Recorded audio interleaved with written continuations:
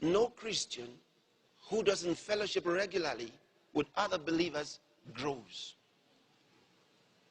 He doesn't grow. How could he? How could he?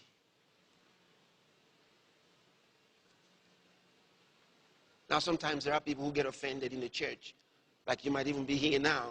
You're happy to be here, but then when it comes to going back to church, you don't want to go to church. Say, I don't mind to go to the meeting to listen to Pastor Chris, but I'm not going to church. Something is wrong. And I want to talk to you. Something is wrong. You are allowing the devil to take advantage of you. And you've got to refuse to let the enemy dominate you. Go to church. Be in church. Be a part of the church. Never let someone offend you to the point that you walk away. You know, some people did the same thing at home. They said dad spoke to them roughly and they went away, never came back. Mom spoke to them roughly, they went away, never came back. And they have used the same attitude to come into the house of God. Nobody talks to them. Nobody. They do what they want. They're not used to being told what to do. When you come to Christ, you learn to be told what to do. Because, you see, you don't get salvation until you make Jesus the Lord of your life. You probably never had a Lord consciously before. But when you come to Jesus, he becomes the Lord, master of your life. Someone's taken over.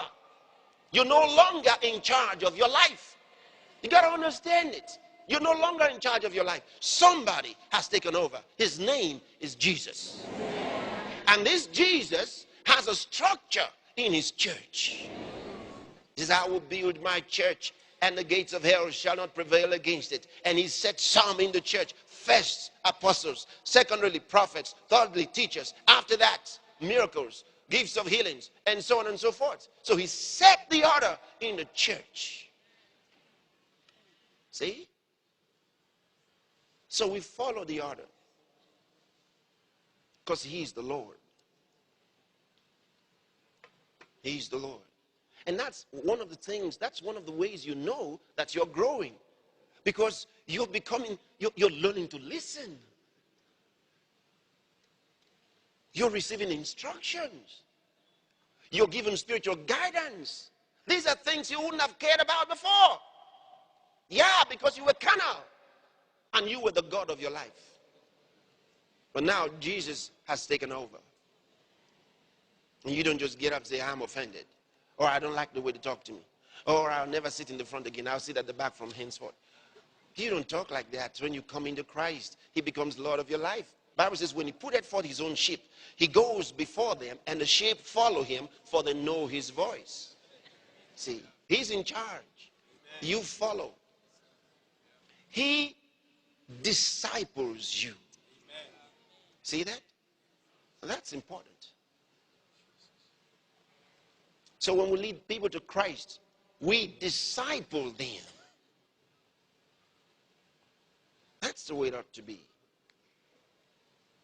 That's the way it ought to be.